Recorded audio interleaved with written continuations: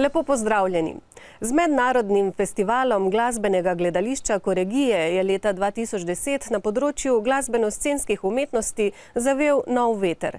Koregije namreč z zvokom, svetlobo, gibom in glasbo ter iskanjem novih scenskih smernic ustvarja novo glasbeno gledališče.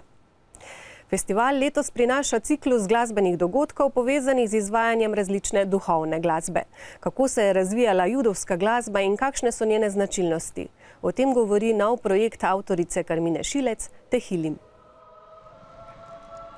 Minulo jesen, v času, ko je Mariboru ostajalo še nekaj mesecev do zaključka pristolovanja evropski kulturi, je bila v sinagogi Maribor na ogled muzejsko-dokumentarna razstava o Sarajevski Hagadi, judovski obredni knjigi.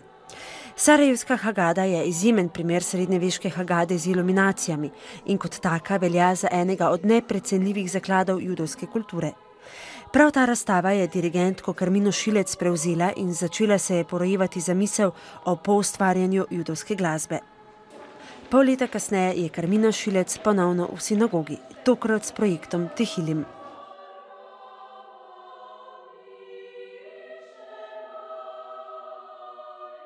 Projekt Tehillim, ki ga pripravljamo, je v bistvu, kot že sam naslov pove, hvalnice. Je opredeljen za tako rekoč duhovno glasbo judovske tradicije, ki prihaja iz različnih obdobij, različnih okolij, začenši z tradicionalnimi judovskimi napevi, pa tudi veliko renesančne glasbe ter glasba našega časa, ki so jo napisali judovski skladatelji. Gre za duhovno glasbo, kar je seveda popolnoma drugače, kot večina naših poslušalcev pozna judovsko glasbo skozi klecmer, ki ima neka druga izhodišča. Gre za profano glasbo, ki prav tako varira glede na okolje, glede na tradicijo, glede na izhodišče. Tako da mislim, da ta dogodek v sinagogi za duhovno glasbo seveda nagovarja čisto za drugimi sredstvi.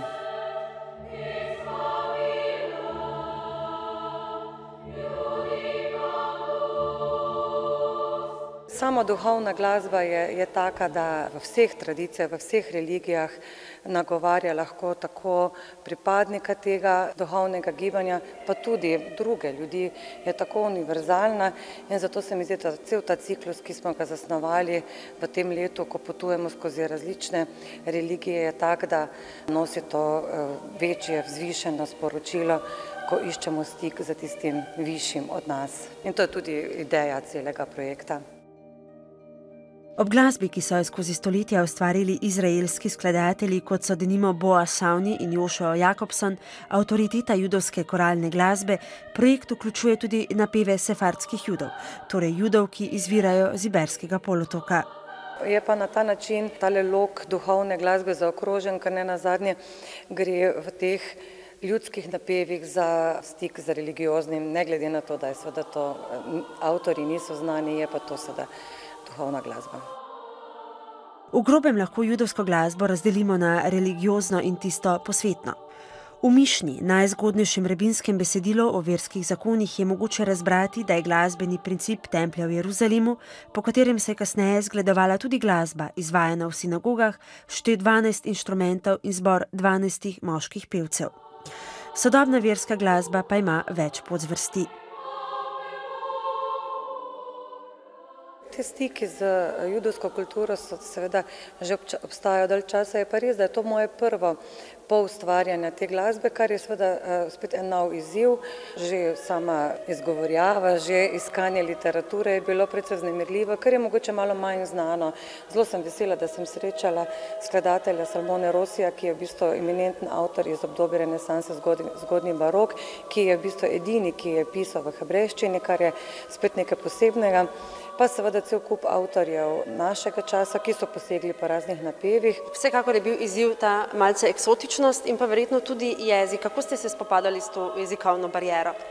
Ja, ta jezik je seveda, ampak malo drugačen, ti h-ji so malo bolj intenzivni kot v našem jeziku, sicer pa izvajamo veliko v tujih jezikih, tako da to zdaj ni največji problem. Je pa seveda ena nova izkušnja tudi zame, ki sem morala pripraviti ansambel v tem smislu. Tehilim je le eden izmed projektov v ciklu Koregi Aka Koregi, novo glasbeno gledališče, ki ima duhovno noto. Za ostale projekte, ki se bodo zvrstili, pa bodo med drugim kot prizorišče za koncert izbrali Srbsko pravoslavno cerkev in Vodni stolp.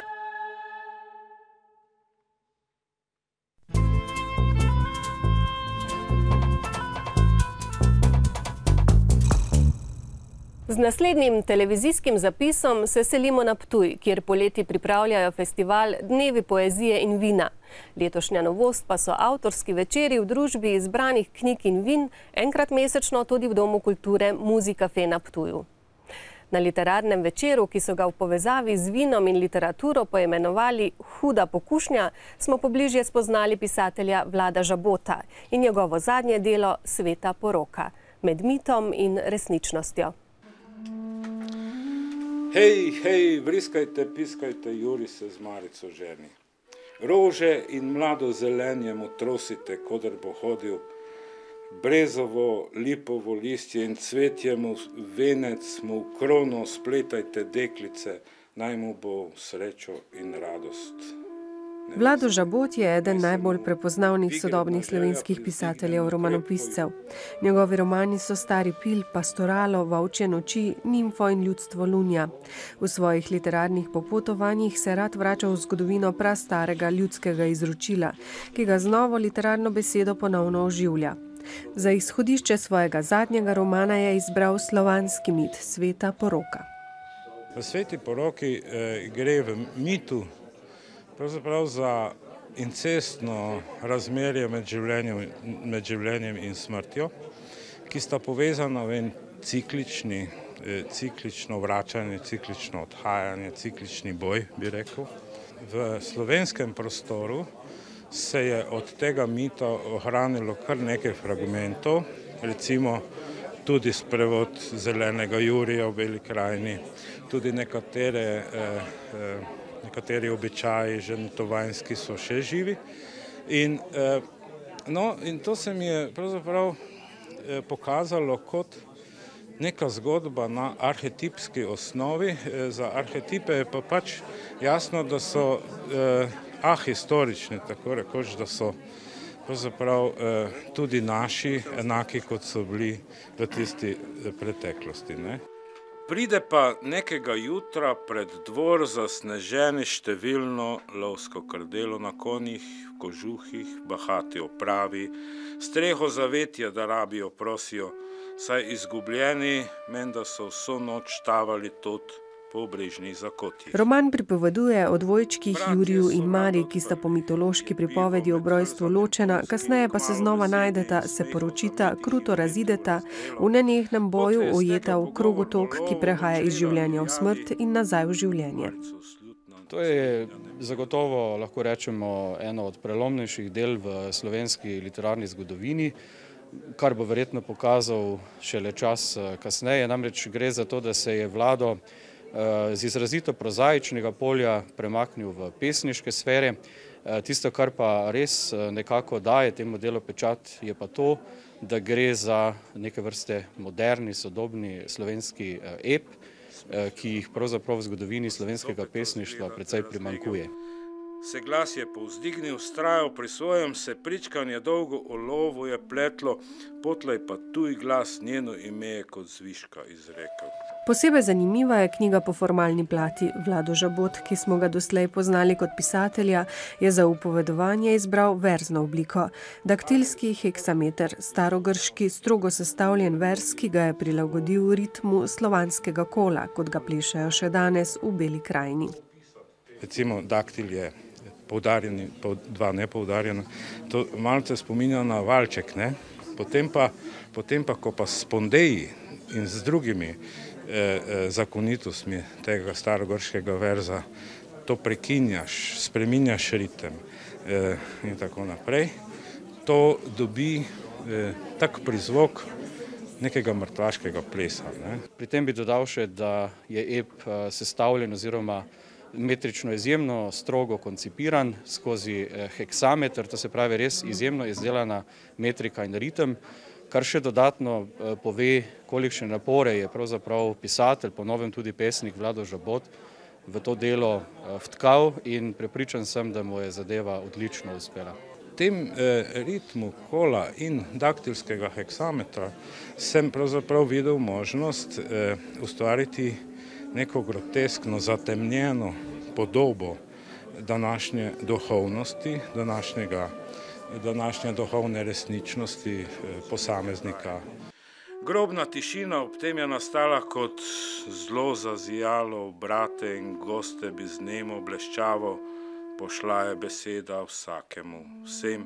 Ob predstavitvi knjige so na Ptuju s posebno pozornostjo govorili še o vinu, o vinarju Bojanu Kobalu, vsakič znova pa v sproščenem klepetu odkrivali tudi povezave med umetnostjo in vinom tudi iz slovanske mitologije. Straho pred tujcem, ki kratko in malo preteče, bahato žali svetost gostoljublja in hišnih duhov dostojanstvo, vsakomur jasno omljivo omiko v gosteh in postavo. Avtorski večeri v družbi izbranih knjig in vin se bodo nadaljevali enkrat mesečno. Hude pokušnje bodo tako nekakšen uvod v strnjeno poletno literarno vinsko dogajanje. Vsak izmed povabljenih avtorjev pa bo o vinu napisal tudi besedilo, ki bo po 2 letih izšlo v skupni knjigi.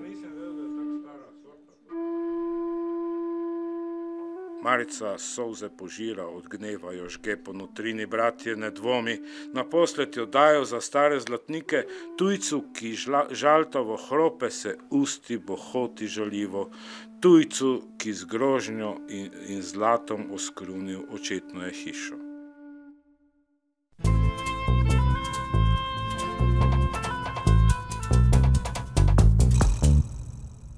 Rudi Uran, filmski in video ustvarjalec, je avtor več kot 15 filmov v lastni produkciji.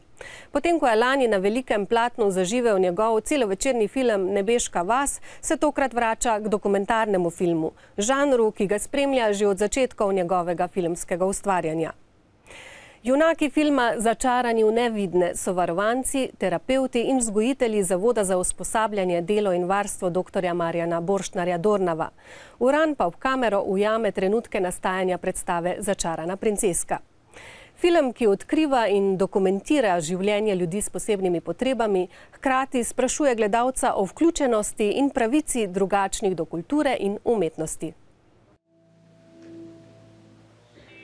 Ti ljudje z drugačnimi potrebami so me res presenetili v pozitivnem smislu. In enostavno mi je prišlo, da je to treba pokazati še ostalim ljudem. Ne samo, kaj oni zmorejo, ampak tudi, kako izgleda ta proces, ker ni enostavno.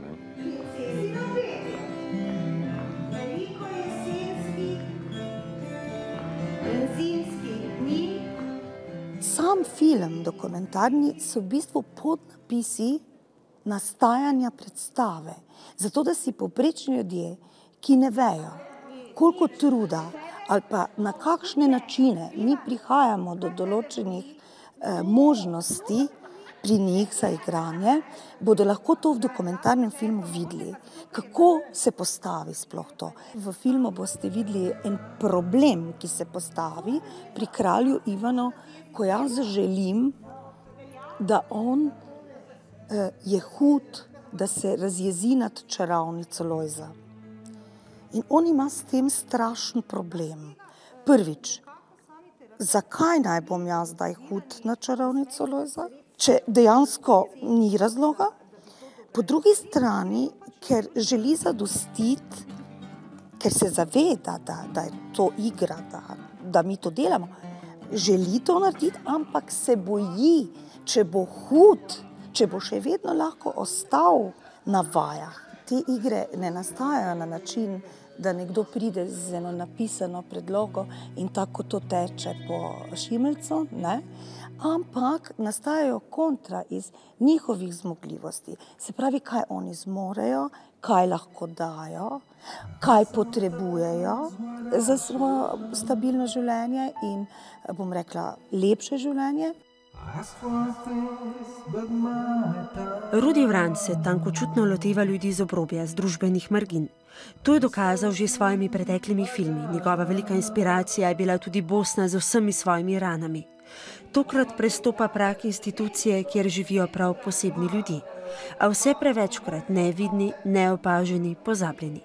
Na povabilo vodstva zavoda Dornava je namreč vstopil med ljudi s posebnimi potrebami, da bi svojo kamero posnel predstavo Začarana princeska. A Rudiju Uranu uspe še vse kaj več kot posneti le končni izdelek, torej predstavo. Uspe mu, da kamera s pretanjeno vse prisotnostjo beleži tudi smeh in solze, brez številne iskrive trenutke, ki gledalcu zaradi svoje neposrednosti in prisrčnosti na obrazu zarišejo smehljaj. Nikakor smehljaj pomilovanja, ampak iskren, topel nasmešek. Uranov vstop v to okolje ni nasilen, prav tako ni vsiljiv, pa vendar podaja realno podobo. Morda po tem dokumentarnem filmu uroka ne bo več in bodo začarani v nevidne postali odčarani v vidne. To je občutljiva tema. Tudi težko, bi rekel, je pristop do teh ljudi, pravzaprav v te centre noter, ni enostaven. Tudi to, kar počneš, mora biti na nek način korektno do njih.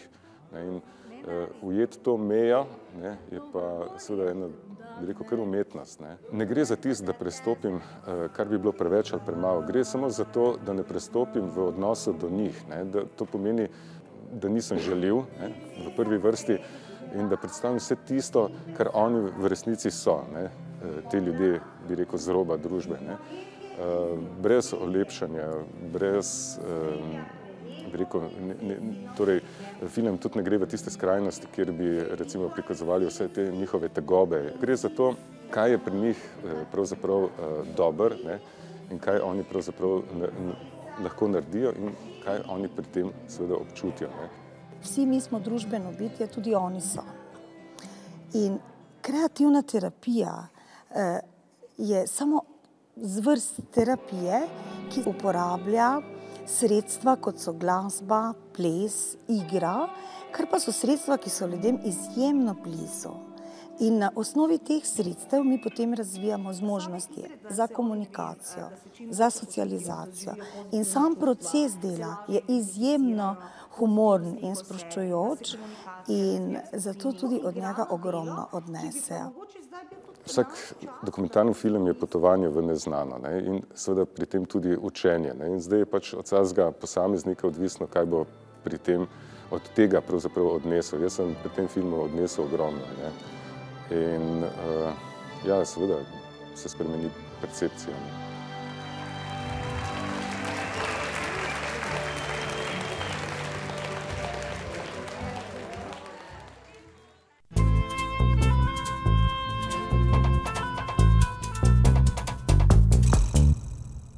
Načine, kako umetnost širi meje, kako odkriva novo občinstvo in se odpira socialnim skupinam, ki so jim možnosti sprejemanja in ustvarjanja umetnosti omejene, smo bolj kot kdajkoli prej spoznavali lani v letu Mariborskega kulturnega prestolovanja.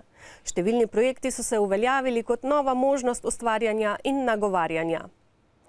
V naslednjem izboru predstavljamo nekaj ustvarjalcev in umetniških praks, ki so nastale znotraj Evropske prestolnice kulture, kot priložnost za vse in kot dobra praksa za naprej.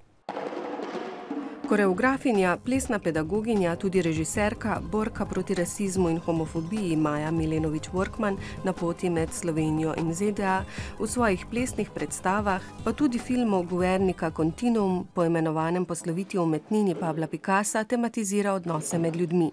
V svoje predstave vključuje ljudi s posebnimi potrebami.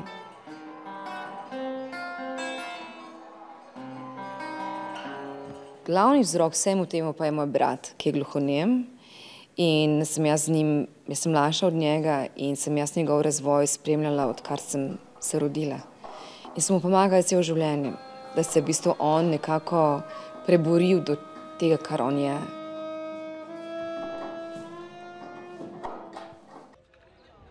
Temeljna usmeritev Evropske unije je, da se ljudem s posebnimi potrebami zagotovijo vse možnosti za najugodnejši razvoj in napredek. Gre namreč za najbolj ranljiv in ogrožen del človeštva pri zagotavljanju deklariranih pravic, saj jih sami ne morejo zagovarjati in zahtevati. Urejenost tega področja je zato nedvomno ogledalo družbe.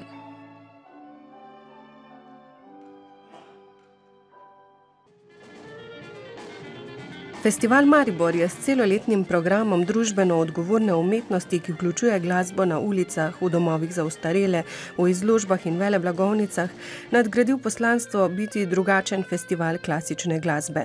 V svoji postmoderni usmeritvi ne briše samo meje med elitno in popularno kulturo, pač pa tudi med elitistično publiko in tisto, ki je pravica do umetnosti tako ali drugače omejena. Tako so med drugim festival prenesli za zidove. Vključujemo ljudi, ki so mogoče na nek način iz samega kulturnega dogajanja izvzeti ali pa zapostavljeni. Kasneje pa bi želeli tudi sodelovati pri tako imenovanih glasbenih terapijah oziroma to idejo v bistvu lahko razvijamo vse do zaporniškega benda. Takega dogodka še ni bilo pri nas. Sicer nekaj kulturnih dogodkov, lahkotnejših vsebin je bilo, odziv je bil običajno dober. Posebej za kulturniki se zaporniki običajno zelo dobro komunicirajo.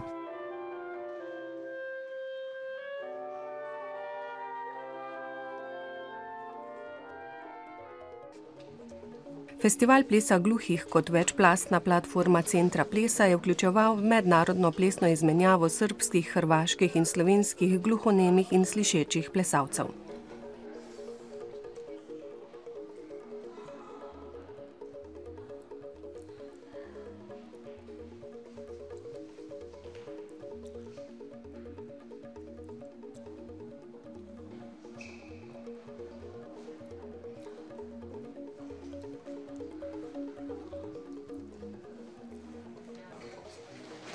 Na plesni izmenjavi in delavnicah plesa so udeleženci lahko plesali flamenko, sodobni ples in hip-hop in jasno dokazovali, da gluhota ne preprečuje občutenja glasbe in plesa. Hkrati pa so delavnice pomenile tudi korak bližje k spoznavanju in dojemanju plesalcev, ki slišijo in tistih, katerih sluh je prizadet. S plesom se ukvarjam skoraj že 2 leti, ampak ne tako aktivno kot profesionalni plesalci. Tomu bolj, ko gre v okviru za kakšen festival, takrat se pa pripravljam. Zame kot gluho plesalko ples pomeni nekaj novega. Zanimiv poskus pretvorbe sodobnih tehnologij v umetniški proces z vključevanjem slabovidnih in slepih so pripravili v Hiši znanosti in eksperimentov interaktivni projekt avtorja Mihe Cojhterja.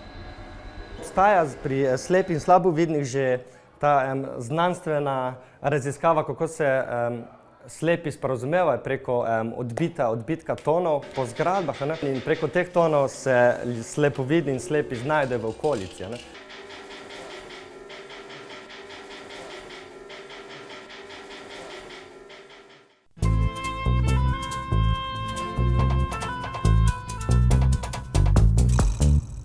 Konec oddaje namenjamo glasbi. V Sloveniji je veliko mladih perspektivnih glasbenikov, ki na poti do profesionalne glasbene kariere preizkušajo svoje znanje in nadarjenost na številnih domačih in mednarodnih tekmovanjih. Eno najbolj referenčnih državnih tekmovanj je tekmovanje mladih slovenskih glasbenikov. Danes v oddaji gostimo Davida Novaka, dijaka 2. letnika Umetniške gimnazije Konzervatorija za glasbo in balet Maribor v razredu profesorja Slavka Magdiča. David je zmagovalec lanskega državnega tekmovanja mladih glasbenikov za harmoniko in dobitnik številnih mednarodnih priznanj. Z glasbo se poslavljamo in vas vabimo v našo družbo prihodnji teden.